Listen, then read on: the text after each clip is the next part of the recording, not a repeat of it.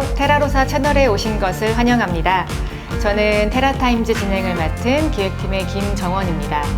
오늘 테라타임즈는 전 세계 스페셜티 커피 시장에서 가장 인기 있고 공신력 있는 커피 품평회인 컵 오브 엑셀런스, 즉 COE에 대해 알아보도록 하겠습니다.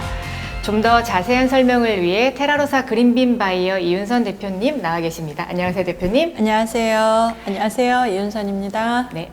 대표님은 지금까지 COE 대회를 여러 차례 참여하신 걸로 알고 있습니다. 테라로사 커피는 지금까지 언제부터 몇 번이나 참여했나요? 네, 첫 대회 참석은 2009년 니카라과 대회였고요. 그때부터 지금까지 매년 5회 정도 평균 참여를 한 것 같고, 제가 정확히 세보진 않았지만 대충 한 45회 정도 대회를 참석한 것 같습니다. 네, 그러시군요. 아마 보시는 분들 중에서는 이 대회에 대해 생소하게 느끼실 수 있을 것 같은데요. 이 컵 오브 엑셀런스 대회의 첫 시작은 어떻습니까? 네, 컵 오브 엑셀런스의 첫 대회는 1999년 브라질에서 시작이 됩니다. 실제 1990년대에 저희가 코모더티라고 하는 커피 시장의 가격은 폭락을 하게 돼요. 그게 파운드당 50센트 아래로 떨어지게 됐고, 이 50센트라고 하는 가격은 농부들에게는 농사를 포기해야 되는 어떤 그 가격으로 생각하시면 좋을 것 같아요. 그래서 그 시기가 너무 오래 지속이 되면서 국제사회에서 커피 산지들이 경제적 몰락을 할 수 있다는 굉장히 많은 염려들을 하게 됩니다.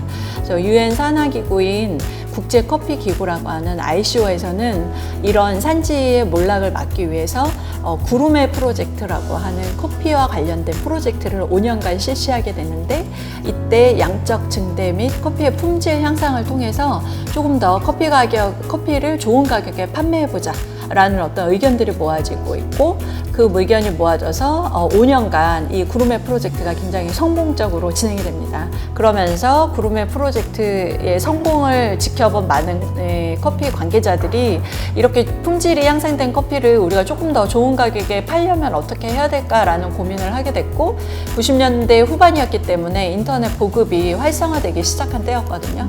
그때부터 그러면 온라인 옥션이라고 하는 이 옥션 제도를 통해서 커피를 한번 판매해보자 라는 의견이 만들어지면서 1999년에 브라질에서 그 첫 대회가 열리게 된 겁니다.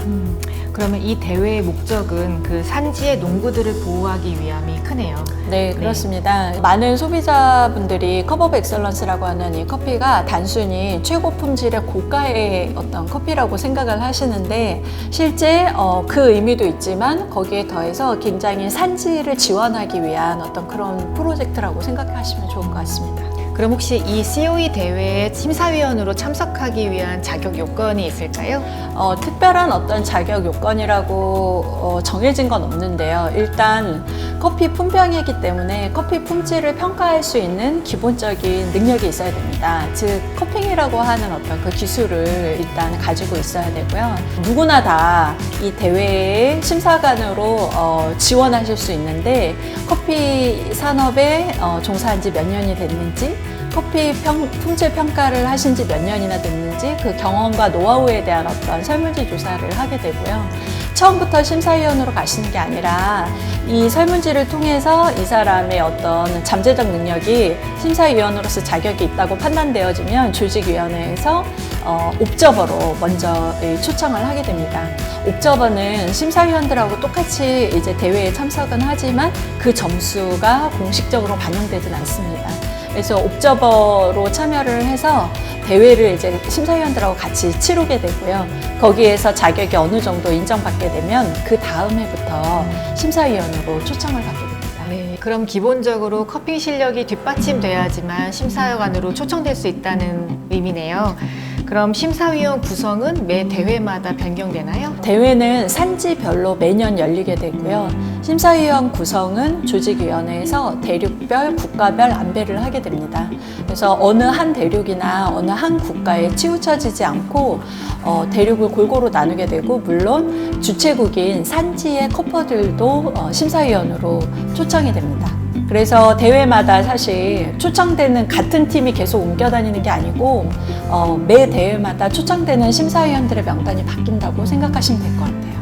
어느 한쪽으로 이제 심사관들의 기호가 치우치지 않게 하려는 장치인 것 같은데요. 그럼 이 대회 진행은 어디에서 며칠간 하게 될까요? 네, 대회는 주최국인 산지에서 열리게 되고요. 산지에서 이제 생산되는 커피 지역이 여러 곳일 경우 그 지역을 변경해 가면서 매년 열리게 됩니다. 그리고 보통 대회를 치르는 총 기간은 나라마다 차이는 있지만 사흘에서 닷새 정도 된다고 생각하시면 될 것 같아요. 그럼 심사위원들이 커피를 점수화하는 과정에서 어떤 요인들을 중점적으로 평가해서 어떻게 점수를 내는 건가요?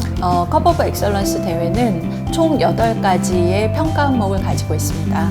일단 스페셜티의 기본이 되는 클린컵과 스위트니스를 평가를 하고요. 그 다음부터 아라비카 커피의 특징인 엑시드티, 바디를 포함한 마우스필을 평가하게 되고요. 독특하고 중요한 요소인 플레버를 평가합니다. 그리고 마시고 난 후에 애프터 테이스트라고 하는 여운을 평가하고요. 이 모든 요소가 얼마나 균형미 있게 나타나는지 평가하는 밸런스를 평가합니다. 그리고 마지막 8번째 요소에는 심사위원들마다의 어떤 기호도가 있잖아요. 그 기호도를 반영하기 위한 오버롤이라고 하는 그 평가 항목을 평가하게 됩니다. 그래서 총 8가지 요소로 구성이 되고 이 8가지 각각의 항목이 8점 만점으로 해서 64점을 베이스로 해서 점수를 낸 후에 100점으로 만들기 좋게 하기 위해서 마지막에 36점을 더하게 됩니다. 네, 그럼 혹시 궁금한 것이 있는데 심사위원들 사이에 점수 차이가 많이 날 수도 있나요? 가끔 이제 흔한 경우는 아닌데 어떤 커피를 100점을 주는 심사위원이 있는가 하면 어떤 심사위원은 70점을 주는 경우가 아주 드물게 있지만 있긴 합니다. 그러면 너무 심사위원들마다 차이가 많이 나는 거 아니야? 라고 생각하실 수 있는데 컵 오브 엑설런스 대회에서는 최고점과 최하점은 제외하게 됩니다. 그리고 나머지 심사위원들의 점수를 평균화해서 점수를 내기 때문에 최고점과 최하점은 크게 염려하지 않으셔도 될 것 같아요. 확실히 직접 경험하신 것을 말씀해 주시니까 너무 생생하고 재밌네요. 감사합니다. 사실 요즘에는 스페셜티 커피를 다루는 로스터들 사이에서도 커피 품평회에서 수상한 커피들이 매우 인기가 있는 것 같습니다. 그래서 COE뿐만 아니라 다른 대회들도 여러 열리는 것 같은데요.